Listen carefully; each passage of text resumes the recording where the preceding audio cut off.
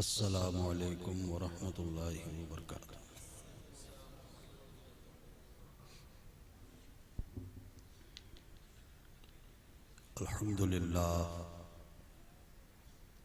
अल्हम्दुलिल्लाहि वकफ़ा वस्सलातु अला इबादिहिल्लज़ीना इस्तफ़ा अम्मा बाद। फ़अऊज़ु बिल्लाहि मिनश शैतानिर रजीम। बिस्मिल्लाहिर रहमानिर रहीम। इन्ना नहनु नज़्ज़लना ज़िक्रा व इन्ना लहू लहाफ़िज़ून। वक़ाल रसूलुल्लाहि सल्लल्लाहु तआला अलैहि व आलिहि वसल्लम खैरुकुम मन तअल्लमल क़ुरआन व अल्लमह।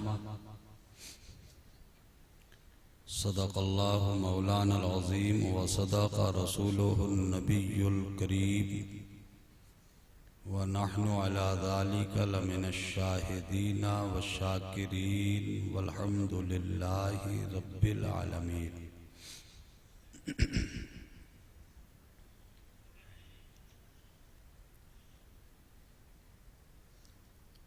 आगे से पीछे तक, दाएं से बाएं तक, ऊपर से नीचे तक सारे लोग मिलकर बआवाज़ बुलंद अपने नबी की बारगाह में दुरूद पाक का नजराना पेश करें।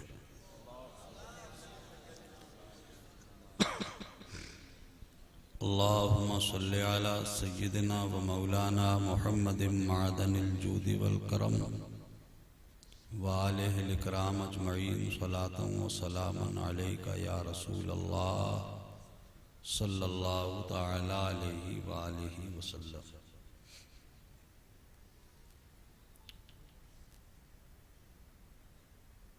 जिठनिया की सरजमीन पर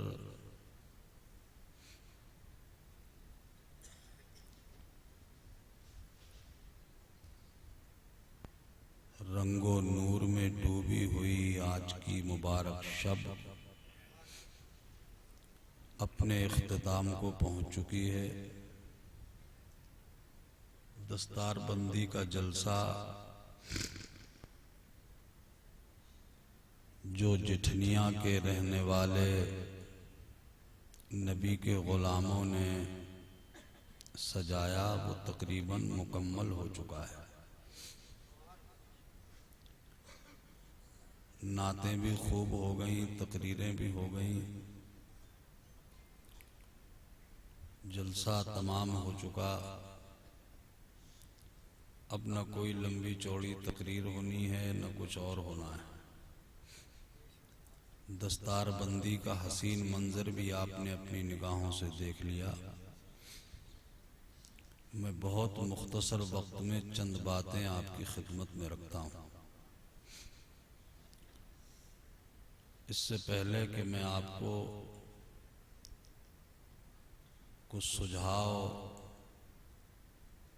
कुछ बातें आपकी खिदमत में रखने की कोशिश करूं, उससे पहले मैं आप सबको मुबारकबाद पेश कर देता हूं। इसलिए कि आज जिठनिया वालों की किस्मत का सितारा आसमाने बुलंदियों पर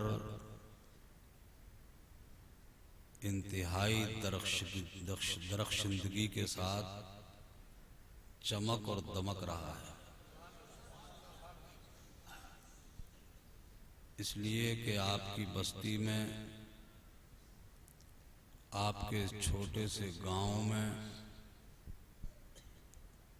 वो अजीम शान शख्सियत जलवा अफरोज हुई है जिनके कदमों की बरकतें आपके लिए, मेरे लिए इंशाअल्लाह यहाँ भी काम आएंगी और मैदाने महशर में भी काम आएंगी।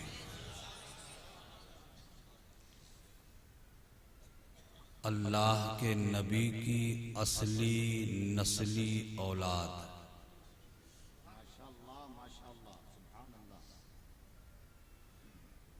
शेर खुदा हैदर कर्रार के सगे बेटे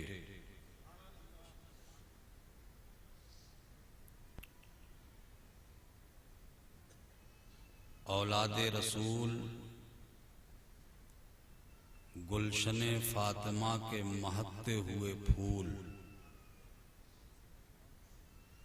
सैयदुश्शुहदा इमाम आली मकाम सरकार इमाम हुसैन अला जद्दिही व अलैहिस्सलातो वस्सलाम के शहजादे कुतुब रब्बानी महबूब सुबहानी क़िंदील नूरानी शहबाज लामकानी सरकार सज्जुदना शेख अब्दुल कादिर जीलानी हुजूर गौसे आज़म के ख़ानदान के फ़र्द फरीद अताए रसूल सुल्तानुल हिंद सरकार गरीब नवाज हज़रत ख्वाजा मोइनुद्दीन चिश्ती अजमेरी रदी अल्लाह ताला अन्हो के ख़ानदान के चश्मो चराग़ यानी पीरे तरीक़त रहबर शरीयत मेमारे कौम मिल्लत कंज़े कश्फो करामत जबलुल इस्तिक़ामत शहज़ादे हुजूर ताहिर मिल्लत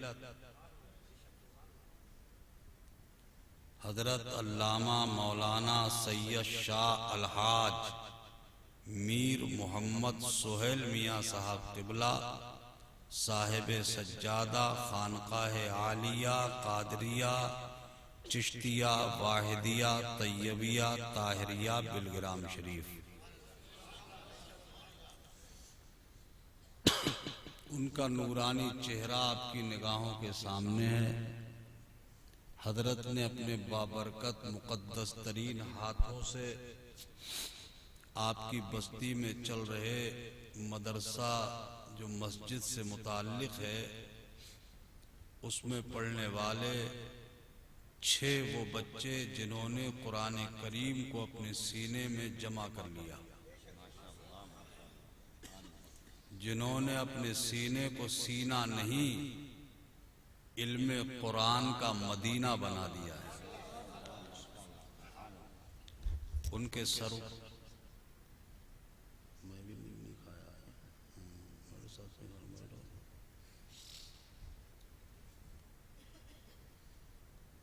ये बहुत मुख्तसर सी उम्र के बच्चे नकीब इजलास पैकर इखलास अजीज़ क़द्र हज़रत अल्लामा मौलाना रफ़ीक़ुल क़ादरी साहब ताज्जुब से इन बच्चों को देख रहे थे कि इतने छोटे छोटे बच्चे।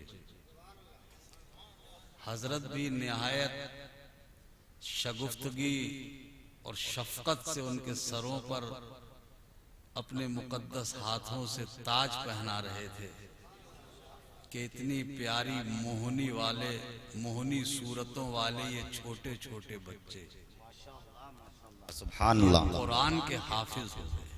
माशाअल्लाह माशाअल्लाह।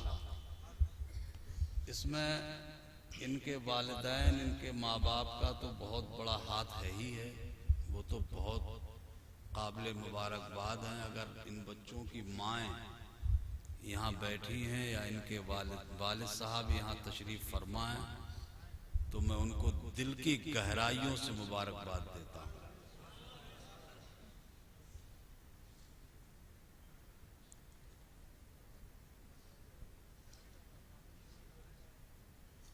नहीं वो उनसे हम मुसाफा करेंगे ना। अभी हम भी अब सफ़ेद हो गए हैं, बहुत तजर्बा है हमें, हम बहुत हिसाब से काम करते हैं।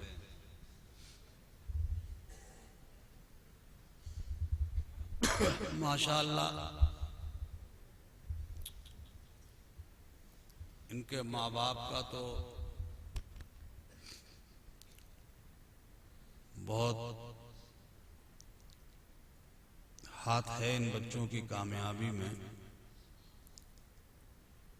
बाप तो जिस्मानी बाप होता ही है, मगर उस्ताद का बहुत बड़ा दखल होता है। इसीलिए अहले दानिश ने, अक्लमंद लोगों ने, पढ़े लिखे लोगों ने कहा है कि जिसके साथ वल्दियत जुड़ी होती है वो आपका जिस्मानी बाप होता है, मगर गुरु उस्ताद ये बच्चे का रूहानी बाप होता है।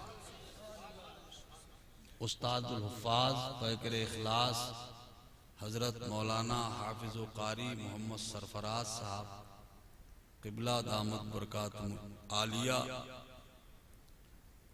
को ये बच्चे अल्लाह खूब उन्हें मुबारक फरमाए और उनकी मेहनतों को अल्लाह कबूल फरमाए। उन्होंने रात और दिन इन बच्चों के साथ लगकर मेहनत करके इन बच्चों को कुरान का हाफिज बना दिया, माशाअल्लाह। और जिठनिया वालों, इसमें ये मत समझना कि ये बच्चे जो कुरान के हाफिज हो गए तो अब इनके माँ बाप को ही इसका सब समर मिलेगा, सारा हिस्सा इनके माँ बाप का ही है, इनके उस्ताद का ही है, हम पूरा गांव ऐसे ही रह गए। नहीं नहीं नहीं नहीं, मैं तुम सबको मुबारकबाद पेशगी दे चुका हूँ, इसलिए कि जब तक ये बच्चे इस दुनिया में मौजूद रहेंगे, दुनिया के जिस हिस्से पे जाएंगे, जहाँ भी जाएंगे, तो जो इन्होंने यहाँ सीखा है वही दूसरे को सिखाएंगे। यानी इन्होंने कुरान सीखा है तो दूसरों को कुरान ही सिखाएंगे। जो इनसे सीखेंगे वो और किसी को सिखाएंगे, जो उनसे सीखेंगे वो किसी और को सिखाएंगे। ये सिलसिला क़यामत तक चलता रहेगा। और जब ये सिलसिला क़यामत तक चलेगा तो जिठनिया वालों, क़यामत तक बिला किसी रोक टोक के तसलसल के साथ इसका सवाब पूरी जिठनिया के लोगों को मिलता रहेगा। माशाअल्लाह। इसलिए कि इसमें आपका भी बहुत सहयोग है, आपका भी बहुत हिस्सा है। अल्लाह ताला कबूल फरमाए। ये छोटे छोटे बच्चे 8 साल, 10 साल, 11 साल के बमुश्किल, और कुरान के 30 पारे, माशाअल्लाह माशाअल्लाह। पूरी दुनिया में कोई ऐसी किताब है ही नहीं जिस किताब का एक एक नुक्ता, एक एक हरकत, एक एक जज्बो सुकून, एक एक शब्द और लफ्ज और वर्ड पूरा याद कर लिया जाए, ऐसी किताब दुनिया में कोई नहीं। ये मौजज़ा है कुरान का, ये एजाज है कुरान का। और खुदा की कसम, कुरान की अजमत का आलम यह है कि जब ये करम करने पे आता है तो अपने गैरों के सीनों में उतर जाता है। मुझे याद पड़ता है सदरुल अफाजिल हजरत सैयदना सैयद नईमुद्दीन साहब मुरादाबादी रहमतुल्लाह ताला अलैह की बारगाह में एक पंडित जी आए और आकर के कहने लगे, मौलाना साहब, हमने आपकी किताब के 15 पारे याद कर लिए, हमने कुरान के 15 पारे हिफ्ज कर लिए। हजरत खुश हुए, फरमाया बहुत अच्छी बात है। उसने पलट के कहा कि आपने हमारी वैद और हमारी रामायण से कितना याद किया है। हजरत मुस्कुराए और फरमाया, पंडित जी, ये मेरे कुरान का मोजज़ा है जो अपने गैरों के सीनों में उतर जाता है। और ये तुम्हारे मजहब की किताबों की बदकिस्मती है जो न तुम्हारे सीने में है और न मेरे सीने में।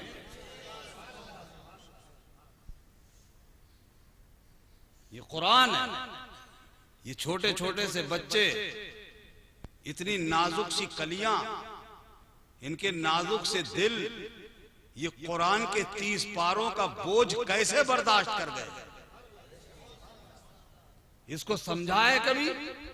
कुरान वो किताब है अल्लाह की जिसके बारे में मेरा रब, मेरा खालिक व मालिक खुद नाजिल करने के बाद इरशाद फरमाता है, उसी ने नाजिल किया कुरान और वही फरमाता है, लौ अंज़लना हाज़ल कुरआन अला जबलिन लराइतहु खाशिअम मुतसद्दिअम मिन खशियतिल्लाह।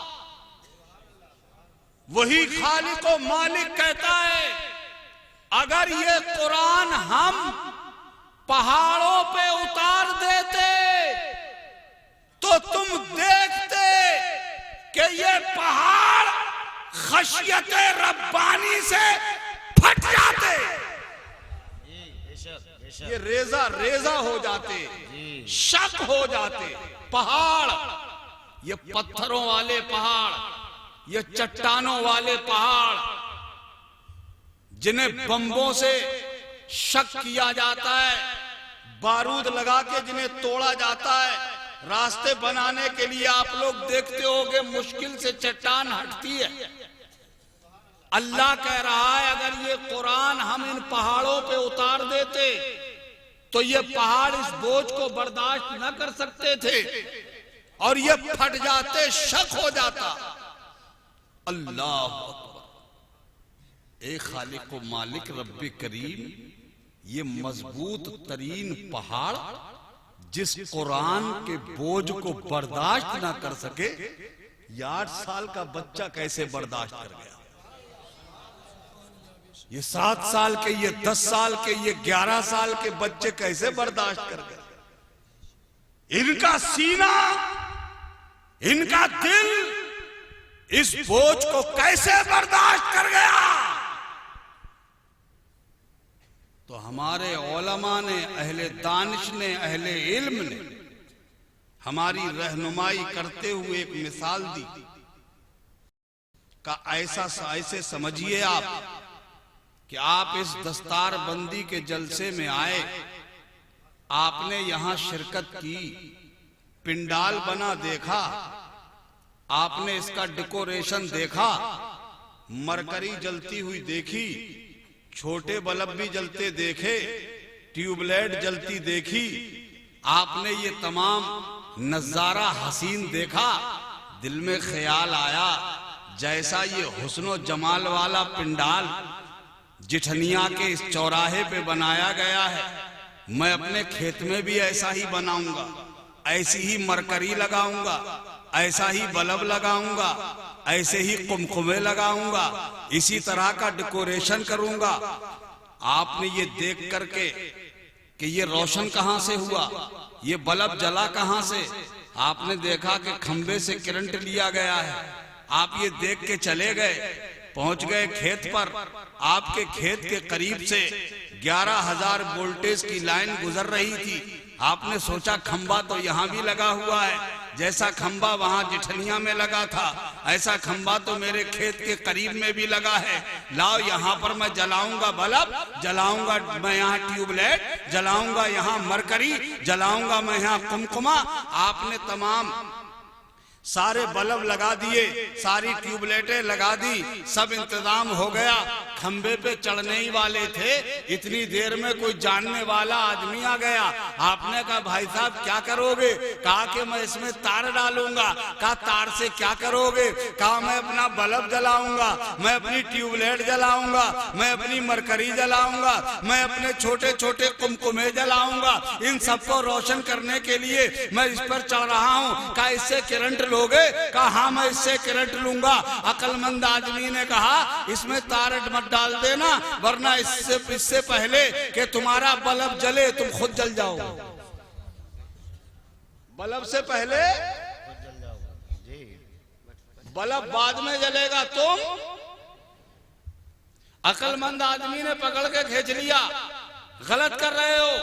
वो बहस पे उतर आया, उसने कहा जनाबे वाला आप कह रहे हो बल्ब जलने से पहले तुम जल जाओगे। मैंने देखा था जिठनिया में मदरसा का, जब मदरसे के बच्चे जब कुरान के हाफिज हुए थे, जलसा किया गया था, बिलग्राम शरीफ के हजरत आए थे, उस जलसे में मैंने डेकोरेशन होते हुए देखा। बल्ब भी जल रहे थे, ट्यूबलाइट भी जल रही थी, छोटे छोटे बल्ब भी जल रहे थे। जब वहां जल रहे थे तो यहाँ भी जलने चाहिए। उसने कहा तुमने देखा जरूर, समझा नहीं। क्या बात है, क्या बात है, देखा जरूर मगर समझा नहीं। का तो आप समझा दीजिए। का खंबे से ही तो करंट वहां लिया गया था, कहा खंबे से ही तो यहाँ ले रहा हूँ। तो उसने कहा तुम्हारे समझने में बड़ी गलती हो गई है। उसने कहा हुजूर कौन सी गलती हो गई? कहा तुमने वो खंबा तो देखा मगर गांव के बाहर तुमने लगे हुए 2 खंबों के बीच में ट्रांसफार्मर लगा हुआ नहीं देखा? कहाँ देखा था? उससे निकल के करंट गांव में आया, उस गांव के खंबे से उसने करंट लिया। मतलब ये जो 11,000 वोल्टेज की लाइन बाहर से आ रही थी, पहले ट्रांसफार्मर में गई, ट्रांसफार्मर के सीने में उसने जमा कर लिया। फिर जिस बल्ब को जितनी करंट की जरूरत थी उस ट्रांसफार्मर ने उतना ही करंट उस बल्ब को सप्लाई कर दिया, इसलिए चल रहा है। यह डायरेक्ट है, डायरेक्ट है, वहां पर डायरेक्ट नहीं था।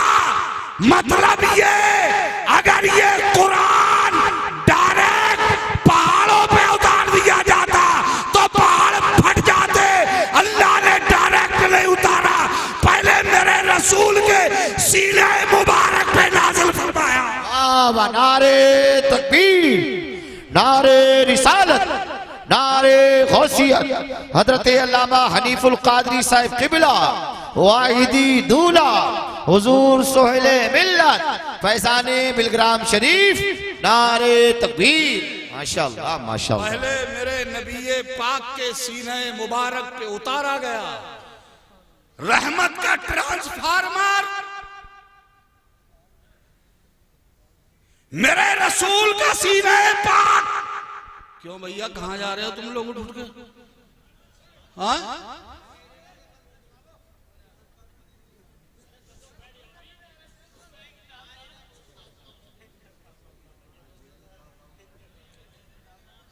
नहीं, आपने ये सोचा शायद ये मौलाना साहब बहुत लंबी तकरीर करेंगे, इसलिए ये सब नौजवान बच्चे गए, मुझे बहुत तकलीफ हो रही है। नहीं, जरूरत भी हो सकती है, कुछ जरूरत है तो ऐसी होती है जैसे गवर्नमेंट भी नहीं रोक सकती भाई, है नहीं, तो हम क्या रोकेंगे। मेरे आका करीम सल्लल्लाहु अलैहि वसल्लम का सीने रहमत, उस पे कुरान पहले उतारा गया, फिर उस सीने रहमत से जिसको जितना करंट चाहिए था, जो सीना जितने करंट को बर्दाश्त कर सकता था, उसको उतना ही सप्लाई किया गया। जैसे छोटे से बल्ब को जितना करंट चाहिए, मरकरी को जितना चाहिए, 100-200 वाट के बल्ब को जितना चाहिए उतना देगा। ऐसे ही मेरे आका के सीने रहमत से निकलने वाला फैजान, जहां ये 10 साल 8 साल के बच्चों के सीनों को मुनव्वर कर रहा है, वही फैजान 40 साल 50 साल 80 साल और 100 साल के बुजुर्ग के सीने को भी मुनव्वर कर रहा है। ये नन्हे नन्हे से बच्चे कुरान के हाफिज बन गए, 30 पारे कुरान पाक के अपने सीने में जमा कर लिए। ये कोई मामूली कारनामा है? ये मामूली काम है? ये मामूली काम नहीं है। लोग बुढ़े हो जाते हैं, कब्र में पैर लटकने लगते हैं, बिस्मिल्लाह ठीक से याद नहीं होती,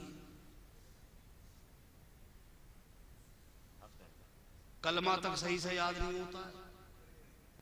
और ये बात सिर्फ मर्दों में ही नहीं है, औरतें तो और 4 कदम आगे।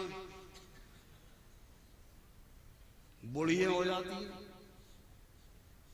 मुंह में दांत नहीं, पेट में हाथ नहीं, कब्र में पैर लटक रहा है बुढ़िया, दिन भर पान खाएगी।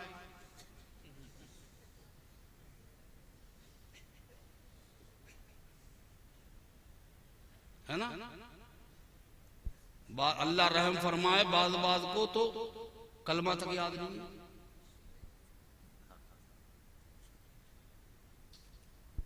ये आलम है आज हमारे घरों का।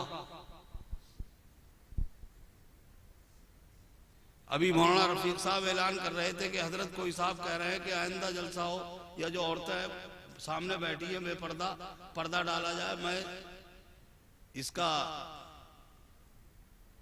से खुद इत्तेफाक नहीं करता हूं जो इस तरह का जलसा हो, मगर ये चीज जलसे में ही दिख रही है, शादी में नहीं दिखती है। क्यों? जलसे में आ गए तो दिख रही है ये सब चीजें। अरे यहाँ दीन की बातें तो सीख रही हैं, अल्लाह और रसूल की कुछ तो बात सुन रही है, मगर वहां देखा है न रुपट्टे का पता है, जुल्फे लहरा रही हैं, हैं? ये मुड्ढे तक आस्तीन है। 15-15, 20-20 जवान जवान लड़कियां झुंड के झुंड पूरे गांव में फिर रहे हैं। क्यों भाई? वहां नहीं कही ना पर्दे में रखो, वहां भी तो कह देते ना पर्दे में रखो रोक के।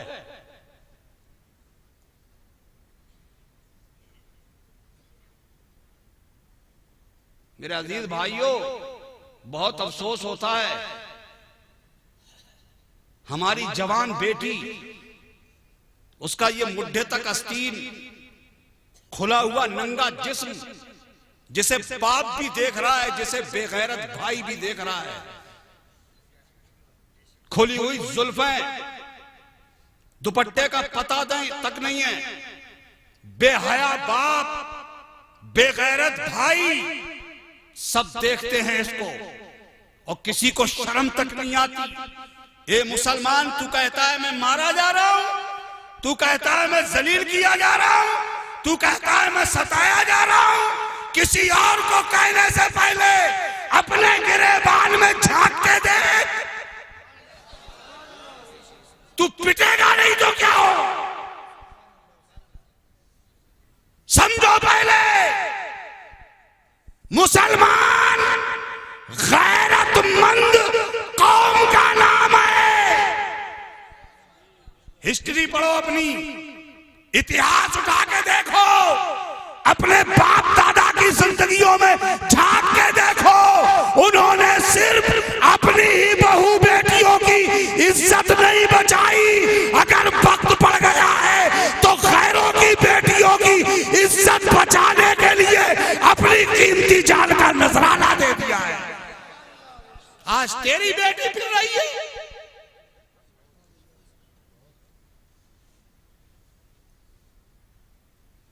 ठंडे दिल से मुझे सोच के बताना।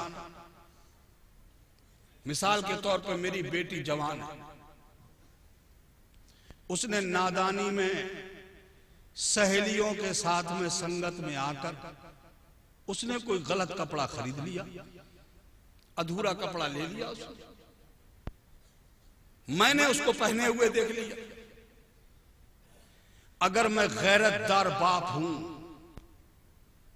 मैं अपनी बेटी को पूरी लाइफ में, पूरी जिंदगी में सिर्फ एक बार अपने सामने खड़ा करूं और थोड़ी तेज नजर से अपनी बेटी को देख के कहूं, बेटा मैं बाप हूं तुम्हारा।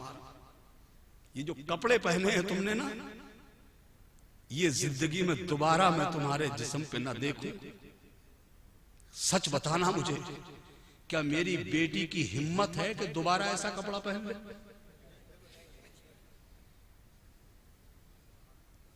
एक भाई अपनी बहन को नंगे सर देखे, अपनी बहन को सामने खड़ा करके कहे, मेरी बहन तू मेरी आबरू है, तू मेरी इज्जत है, तू मेरी रीढ़ की हड्डी है, मेरी बहन तू मेरा वकार है, तू मेरी शान है।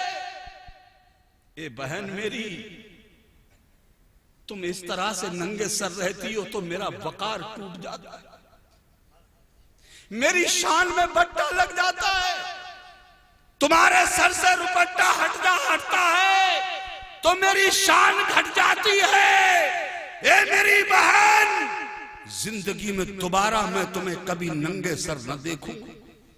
क्या उस बहन की मजाल है कि अपने भाई के सामने या उसकी पीठ के पीछे अपने सर से रुपट्टा उतार?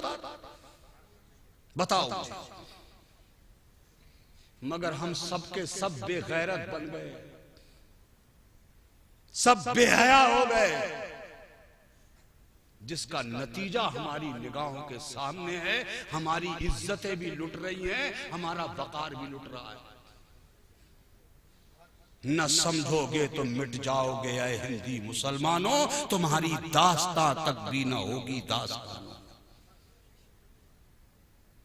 हमारी बर्बादी की वजह क्या? हमारी तबाही के असबाब क्या? और इतना सब कुछ हो जाने के बाद भी हमारी आंखें नहीं खुल रही हैं। ये बहुत अफसोसनाक है। हम होश में आने को तैयार नहीं, हमें बदलाव की कोई सूरत नजर नहीं आती। वही बेढंगी चाल जो पहले थी वो अब भी। इसलिए मेरे भाई, आज के जलसे का एक मैसेज आपको पहुंच गया होगा पहले भी। अगर दुनिया में वकार की जिंदगी जीना है तो कुरान के रास्ते पे चलो, रसूलुल्लाह के बताए हुए रास्ते पे अमल करो। कल भी तुम बाइज्जत थे, आज भी इंशाअल्लाह इज्जतदार बना दिए जाओगे। ये छोटे छोटे बच्चे जो कुरान के हाफिज हो रहे हैं, ये हमें मैसेज दे रहे हैं, ये हमें पैगाम दे रहे हैं।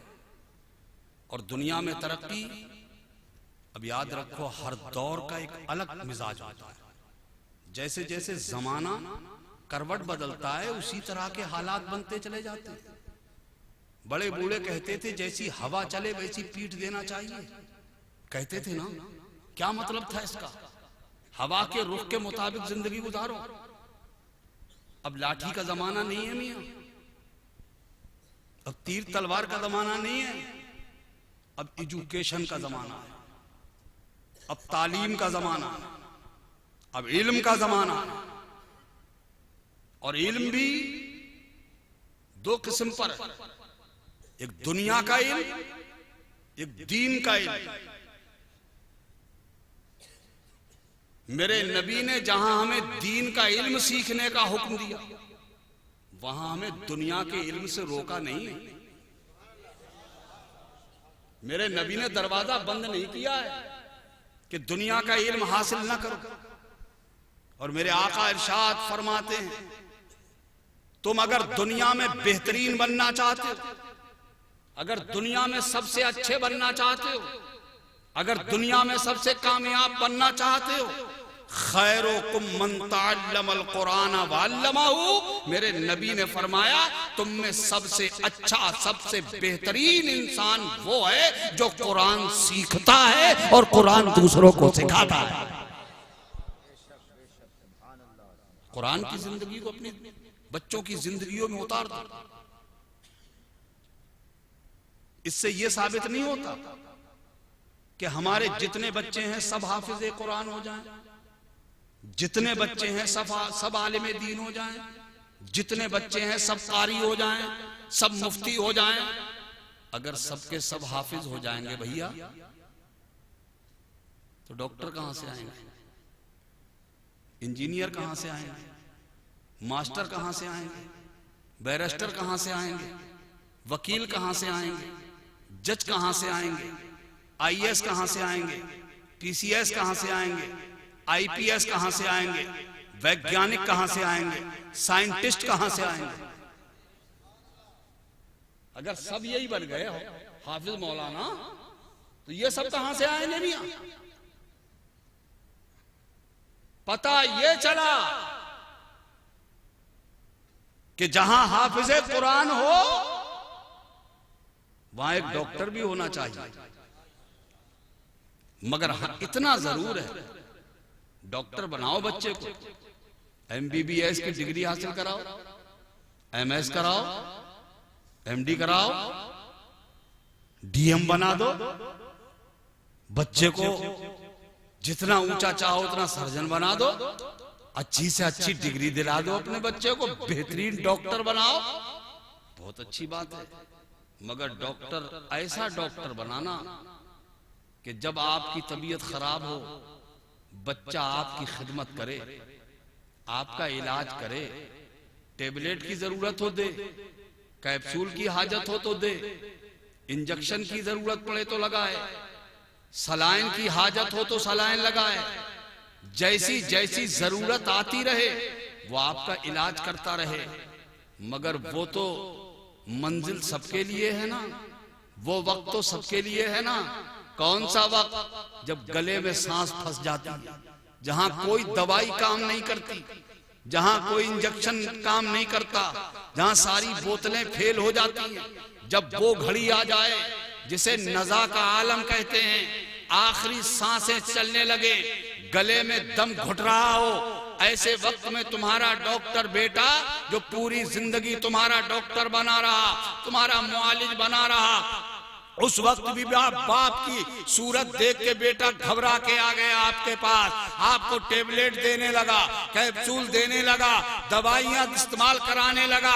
बाप ने झटके से कहा, मेरे लाल तू पूरी जिंदगी मेरा इलाज करता रहा, अब मुझे तेरी टेबलेट की जरूरत नहीं, तेरे कैप्सूल की जरूरत नहीं, मुझे तेरी इंजेक्शन की जरूरत नहीं, मुझे तेरी सलाइन की जरूरत नहीं। हे मेरे बेटे, मुझे अब तेरी दवाई की नहीं, कुरान पाक की सूरह यासीन की जरूरत है।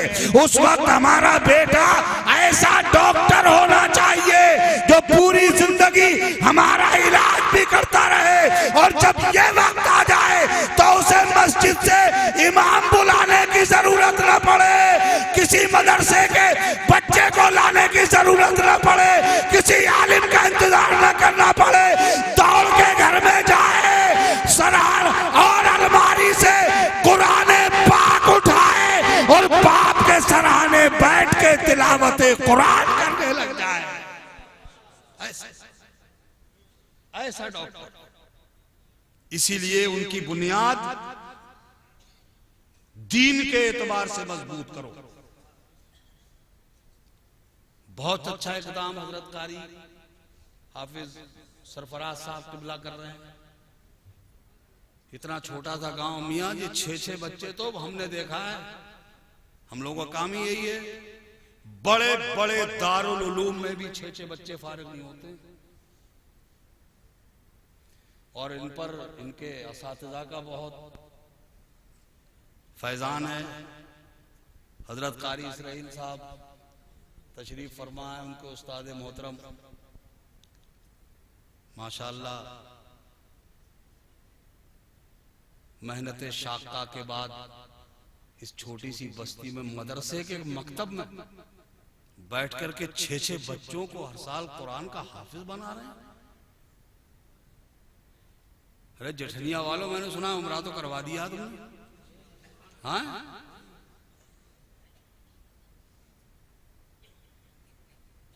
हम अगले वाला कह दूं,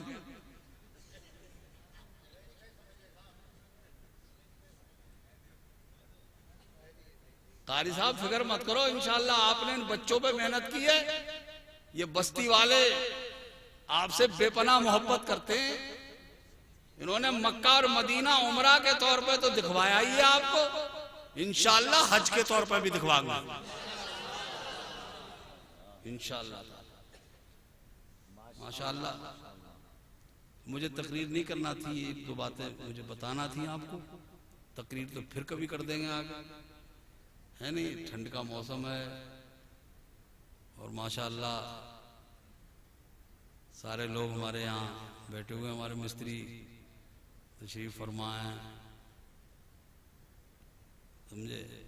तो ये मुझे बहुत अच्छा लगा आज ये देख के कि छोटे छोटे बच्चे कुरान के हाफिज हो गए, जवान बच्चे भी कुरान के हाफिज हुए हैं माशाअल्लाह।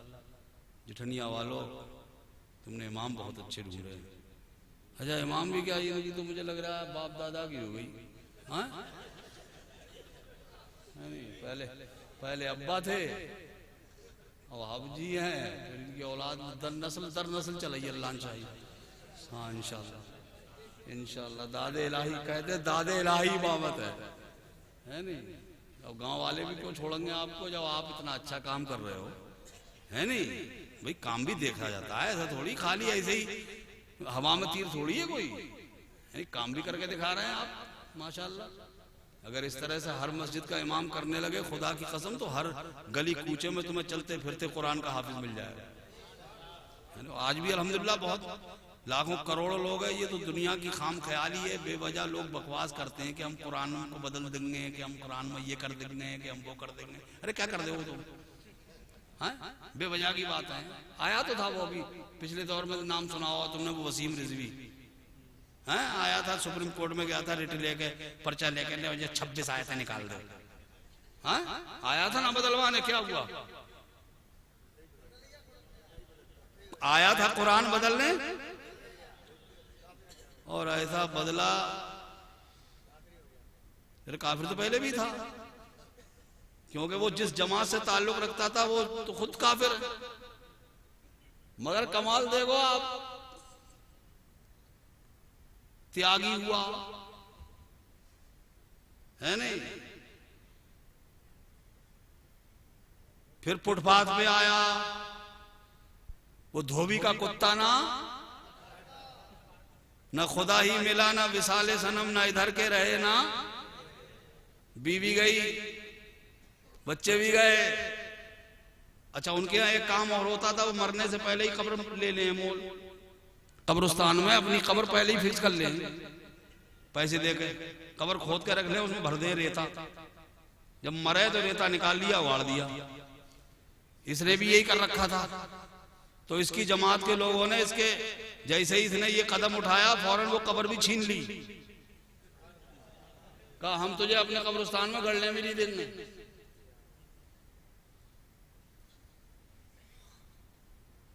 कुरान बदलने आए थे ना तुम।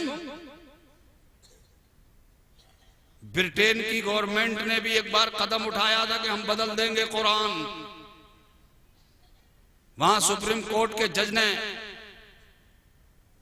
फैसला सुनाने के लिए तारीख फिक्स की थी कि फला तारीख को हम फैसला सुनाएंगे कि कुरान में कितनी तब्दीली करनी चाहिए, कितनी नहीं करनी चाहिए।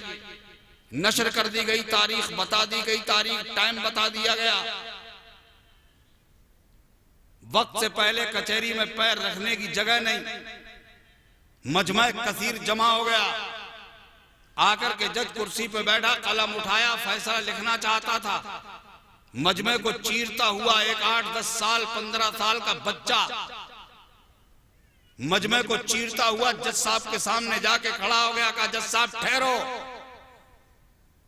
कलम रुक गया। जज का चेहरे पे बच्चे के नजर पड़ी, मोहनी सूरत, भोली सूरत, हसीन बच्चा मुस्कुरा के बोला जज साहब लिखने से पहले एक काम करो।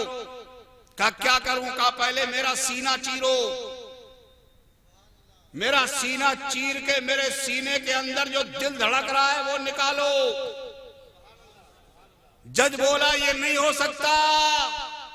बच्चे ने बबांगे दौल तुर्की ब तुर्की जवाब दिया का जज साहब जैसे मेरा सीना चीर कर मेरा दिल नहीं निकाला जा सकता, ऐसे ही कुरान पाक के 30 पारों में से एक आयत को भी नहीं निकाला जा सकता। अल्लाह सुभान माशाअल्लाह माशाअल्लाह। उसने कहा ये किस बुनियाद पे कह रहे हो तुम? बच्चे ने कहा ये जो सामने किताब रखी है आपके, ये जो कागज पे लिखा हुआ है, इससे तो निकाल सकते हो ना तुम, मगर ये 300 पारे पहले से मेरे दिल के अंदर मौजूद है। इस किताब से तो निकाल सकते हो, मगर अल्लाह ने अरबों खरबों अपने ऐसे बंदों को दुनिया में पैदा कर दिया है जिनके सीनों में कुरान का एक एक हर्फ और एक एक नुक्ता महफूज है। उन सीनों से कैसे निकालो? पता चला फानूस बनके जिसकी हिफाजत हवा करे, वो शम्मा क्या बुझे जिसे रोशन खुदा। कुरान न कल बदला था, ना आज बदला है, और ना इंशाअल्लाह क़यामत तक बदल सकता है। अल्लाह का वादा है, मेरे रब का खुद इरशाद गिरामी है, इन्ना नहनु नज़्ज़लना ज़िक्रा व इन्ना लहू लहाफ़िज़ून। बेशक हम ही ने कुरान नाजिल किया है, अल्लाह फरमाता है, और बेशक हम ही इसके निगहबान हैं, इसकी हिफाजत करने वाले। अल्लाह ही हिफाजत करने वाला है अपने कलाम की। यहां एक बात मैं आपके ज़हन में डाल दूं, शायद ये जुमला आपको अच्छा लगे जिठनिया वालों। ये कुरान अल्लाह की किताब है, अल्लाह का कलाम है, ये इस पे हमारा ईमान है ना। हमारे नबी से पहले भी नबी आए, रसूल आए, उन पे भी अल्लाह ने अपने कलाम उतारे। 4 बड़ी किताबें उतरी हैं, उनमें से 3 पहले नाजिल हुई, ज़बूर, तौरात, इंजील, फिर कुरान। कुरान से पहले 3 किताबें और उतरी थी, बहुत सारे सहीफे अल्लाह ने उतारे, मगर ज़बूर, तौरात, इंजील ये अल्लाह की किताब, अल्लाह का कलाम, मगर वो बचा नहीं, वो असली सूरत में नहीं रहा। जैसा अल्लाह ने उतारा था वैसा नहीं रहा। नबी आए, उन्होंने वो कलाम दुनिया को दिया, नबी के जाने के बाद उनके मानने वालों ने उसी कलाम में तब्दीली कर दी, बदल डाला उसे, जैसा चाहा अपने मन के मुताबिक वैसा ही गढ़ लिया उन्होंने। मगर कुरान को उतरे हुए कितना जमाना हो गया। जैसा कुरान मक्का मुअज्जमा और मदीने मुनव्वरा की पुरनूर वादियों में अल्लाह ने अपने नबी पे नाजिल किया था, अल्हम्दुलिल्लाह इसका एक नुक्ता नहीं बदला है। अरे पूरा कुरान बदलना तो बहुत बड़ी बात है। पूरे कुरान का जो पहला पारा है, पहले पारे की जो पहली सूरत है, पहली सूरत का जो पहला हर्फ है, उस पहला लफ्ज है अल्हम्दुलिल्लाह, उस अल्हम्दो पे जो अलिफ है, उस पे लगा हुआ जो जबर है, पूरी दुनिया मिलकर उसे जेर नहीं कर सकती, तो पूरा कुरान कैसे बदल सकती है ना। पिछली वो भी अल्लाह का कलाम था जो किताबें नाज़िल हुई, ये भी अल्लाह का कलाम है, वो क्यों बदल गई, ये क्यों नहीं बदली। वो भी अल्लाह का कलाम था, ये भी अल्लाह का कलाम, वो बदल दिया गया, ये नहीं बदला, क्यों। अल्लाह मुहाफिज है, वो भी अल्लाह का ही कलाम है, ये भी अल्लाह का कलाम, वो भी अल्लाह का कलाम, वो बदल दिया गया, ये नहीं। तो हमारे उलमा ने कहा उसकी वजह यह है कि पिछली उम्मतों में कोई हुसैन नहीं था, पिछली उम्मतों में कोई हुसैन नहीं था, और उम्मत मोहम्मदिया में हजरत इमाम हुसैन है। कुरान जब भी कोई बदलने आएगा, हजरत इमाम हुसैन किसी ना किसी शक्ल में कुरान को बचाने के लिए सामने मौजूद हो। नारे तकबीर, नारे रिसालत, नारे गौसियत, मसलके आला हजरत हजरत अल्लामा मुफ्ती हनीफुल कादरी साहब किबला फैजाने बिलग्राम शरीफ वाहिदी दूल्हा हजरत सोहेले मिल्लत, नारे तकबीर। और हजरत इमाम हुसैन की औलाद हमेशा इस कुरान की हिफाजत करती रहेगी। दुनिया ने तो चाहा था कि हम हुसैन के खानदान को यहीं खत्म कर देंगे, मिटा देंगे, अब इनकी नस्ल चलेगी ही नहीं, मगर अल्लाह ने कितनी बरकत अता फरमाई। है सुभान अल्लाह बोलो यार।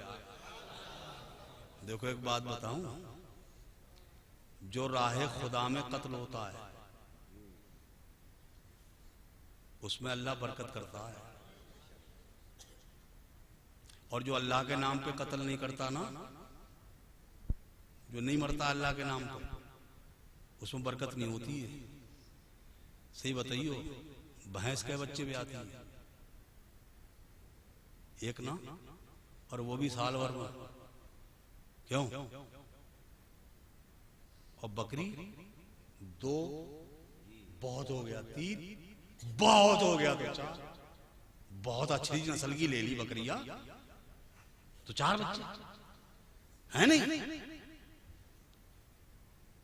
और कुतिया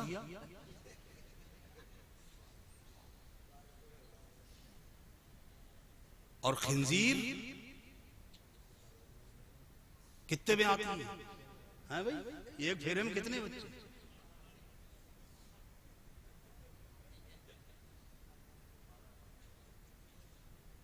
मगर बात क्या है,